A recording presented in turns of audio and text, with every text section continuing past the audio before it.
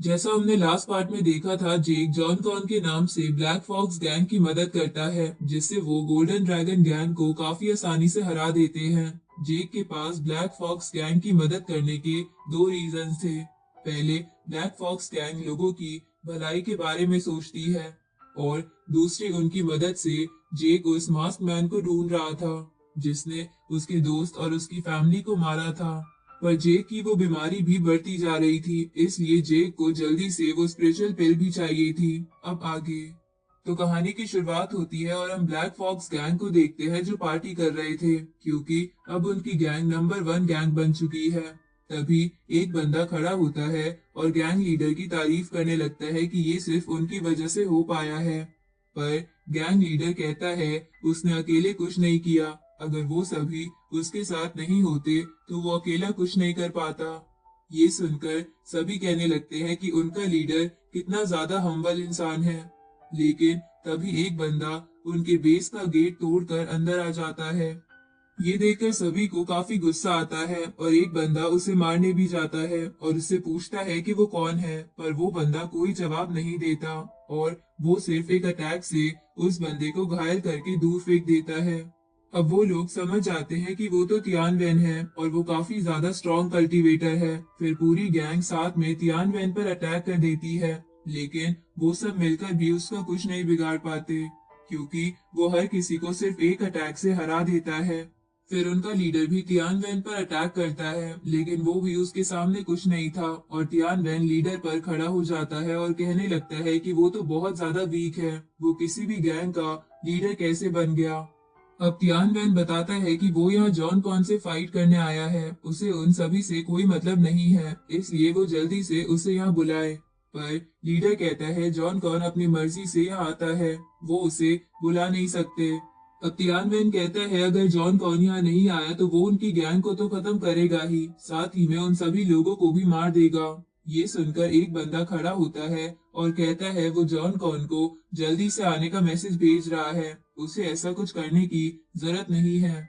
अब हम जेक को देखते हैं जो सोच रहा था कि उसके पास तो बिल्कुल भी पैसे नहीं बचे, जो कॉइन्स उसकी सिस्टर ने उसे दिए थे वो उसने जरूरत का सामान खरीदने में खर्च कर दिए। अब जेक पढ़ने लगता है कि अपनी बॉडी की कल्टीवेशन को कैसे बढ़ा सकते हैं। तभी वो जोंग शू के दिए उस बॉक्स को खोलता है, जिसमें एक माउस के बारे में बताया था जो ट्रेजर ढूंढने में मदद करता है, और वो माउस उसे माउंटेन पर मिलेगा। ये देखकर तो जेक खुश हो जाता है, इससे उसकी सारी पैसों की दिक्कत खत्म हो जाएगी। तभी जेक को वो मैसेज मिलता है जिसमें उस गैंग का बंदा जेक से कहता है कि उन्हें उसकी काफी जरूरत है, वो जल्दी आए। दूसरी तरफ तियानवेन उन सभी से नौकरों की तरह काम करा रहा है और सभी को ऑर्डर दे रहा था, लेकिन अब काफी देर हो चुकी थी और अभी तक जॉन कॉन नहीं आया था। इसलिए उसे गुस्सा आ जाता है और वो पूछता है कि जॉन कॉन आएगा भी या नहीं। तभी एक बंदा कहता है जैसे ही जॉन कॉन को मैसेज मिलेगा वो जरूर यहाँ आएगा। पर अब तियानवेन को गुस्सा आ रहा था, इसलिए वो उन सभी को मारने लगता है और लीडर पर एक काफी खतरनाक अटैक करने वाला था। लेकिन तभी वहां जॉन कॉन आ जाता है जो कि हमारा जेक ही है, बस उसने मास्क पहना हुआ है और वो तियानवेन का अटैक रोकता है और उसे दूर भी फेंक देता है। अब लीडर जेक से कहता है कि वो तियानवेन है और वो काफी स्ट्रांग है, इसलिए जेक को उससे संभल कर रहना होगा। अब जेक तियानवेन से पूछता है कि वो तो एक काफी अच्छी फैमिली से है, तो उसने ऐसे एक गैंग पर अटैक क्यों किया। तियानवेन बताता है वो अपनी जनरेशन का सबसे स्ट्रॉन्गेस्ट बनना चाहता है, इसलिए जैसे ही उसने जॉन कॉन की तारीफें सुनी वो उसे चैलेंज करने आ गया। अब वो दोनों फाइट करना शुरू कर देते हैं और तियानवेन जेक पर अपनी वेपन से अटैक करने की कोशिश कर रहा था, पर जेक उसके हर अटैक से बच रहा था। तभी जेक अपने हाथ में एनर्जी इकट्ठा करता है और उससे तियानवेन के वेपन पर अटैक करता है, जिससे काफी तेज ब्लास्ट होता है और दोनों ही दूर हो जाते हैं। लेकिन तियानवेन बिना किसी देरी के जेक पर वापस अटैक कर देता है, पर जेक उसके हर अटैक से बच रहा था और वो तियानवेन का वेपन पकड़ भी लेता है। पर तियानवेन यही नहीं रुकता और लगातार जेक पर अटैक करने लगता है।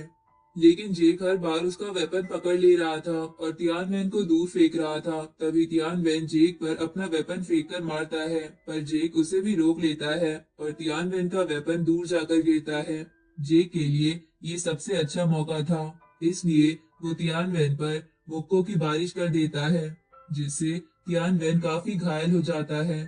पर तियानवेन जल्दी से अपने वेपन के पास पहुंच जाता है और अभी के लिए जाने की कहता है।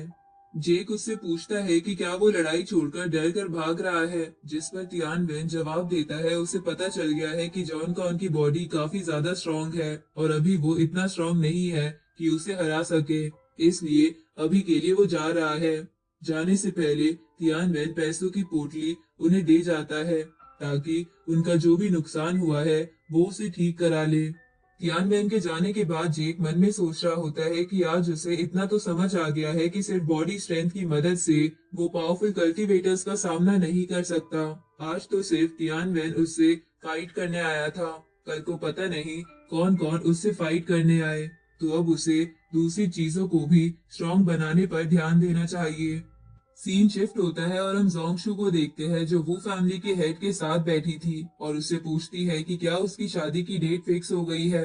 हेड कहता है कि शादी काफी जरूरी चीज है, पर जोंगशू ने अपने फादर को खो दिया है, इसलिए उसे लगा कि शादी को कुछ टाइम के लिए पोस्टपोन कर देना चाहिए।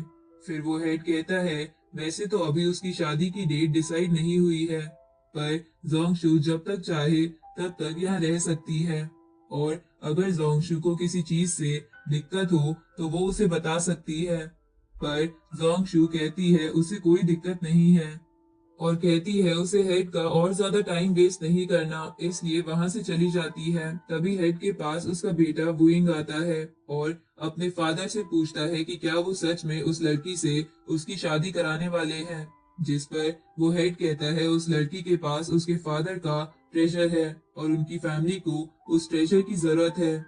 फिर हेड कहता है जैसे ही उन्हें वो ट्रेजर मिल जाएगा वो उस लड़की का भी इंतजाम कर देंगे, इसलिए उसे चिंता करने की जरूरत नहीं है। वैसे भी अभी सिर्फ शादी फिक्स हुई है, शादी हुई नहीं है। सीन वापस से शिफ्ट होता है और हम जेक को देखते हैं जो सुनसान गलियों से घर जा रहा था। तभी उसके सामने जिन फैमिली का फिफ्थ एल्डर आ जाता है।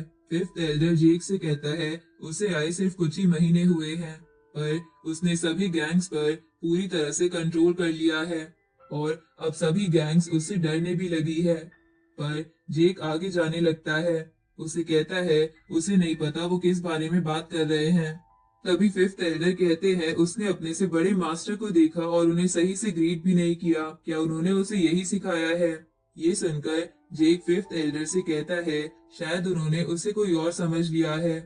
तभी फिफ्थ एल्डर जेक के काफी पास आते हैं और उससे कहते हैं उन्हें पता है इस मास्क के पीछे जेक है और वो अपने घर जा रहा है। ये सुनकर जेक समझ जाता है कि वो फिफ्थ एल्डर से कुछ नहीं छुपा सकता और मास्क उतारकर फिफ्थ एल्डर से माफी मांगता है कि उसने उनके आते ही उन्हें सही से ग्रीट नहीं किया। फिफ्थ एल्डर जेक को चिंता ना करने की कहते हैं क्योंकि उन्होंने उसकी इस आइडेंटिटी के बारे में किसी को नहीं बताया। अब फिफ्थ एल्डर जेक से कहते हैं उसने सभी गैंग्स को इतने कम टाइम में सुधार कर काफी अच्छा काम किया है, पर जेक कहता है उसने ये सब सिर्फ पैसे कमाने के लिए किया था। फिफ्थ एल्डर कहते हैं पैसा कमाना अच्छी बात है और जेक ये सब सिर्फ पैसा कमाने के लिए नहीं कर रहा है, वो उस मर्डर को भी इन्वेस्टिगेट कर रहा है जिसमें उसका दोस्त और उस दोस्त की पूरी फैमिली मारी गई थी। फिफ्थ एल्डर बताते हैं उन्होंने भी उस मर्डर को काफी ज्यादा इन्वेस्टिगेट किया था, पर उनके हाथ कुछ नहीं लगा, इसलिए उन्हें लगता है जिसने भी वो मर्डर किया था वो जरूर कोई पावरफुल मॉन्स्टर रहा होगा, इसलिए जेक को भी संभल कर रहना चाहिए। अब जेक कहता है उसे पता है उन्हें उसकी चिंता हो रही है, पर उसे ऐसा लगता है उसके फादर की डेथ के पीछे भी उसी आदमी का हाथ है, इसलिए वो उस मर्डर को इन्वेस्टिगेट कर रहा है और उन्हें चिंता करने की जरूरत नहीं है क्योंकि वो पूरी सावधानी के साथ हर कदम उठा रहा है।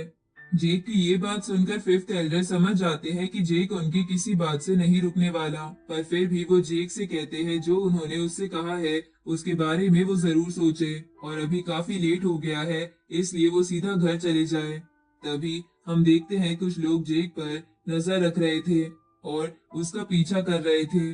अगले दिन हम वापस से फिफ्थ एल्डर को देखते हैं जो अपने बेटे जिन चिन का कल्टीवेशन करा रहे थे। और जिन चिन काफी ज्यादा दर्द में था क्योंकि वो बॉडी कल्टीवेशन से ब्रेक थ्रू करने की कोशिश कर रहा था। जिन चिन के इतने दर्द में होने के बाद भी फिफ्थ एल्डर उसे दर्द सहते रहने की कहते हैं क्योंकि अगर अब जिन चिन फेल हुआ तो उससे उसे काफी बड़ा बैकस्लैश होगा जो उसके लिए अच्छा नहीं होगा। जिन चिन हार नहीं मानता और ब्रेक थ्रू करता जाता है और ब्रेक थ्रू कर भी लेता है, लेकिन अब भी फिफ्थ एल्डर उसकी प्रोग्रेस से बहुत ज्यादा खुश नहीं थे, इसलिए वो उसे डांटने लगते हैं। तभी वहां एक डिसिपल आता है जो बताता है कि मास्टर वू यंग मास्टर से मिलने आए हैं। तो फिफ्थ एल्डर जिन चिन को जाने की कहते हैं और ट्रेनिंग करते रहने की कहते हैं।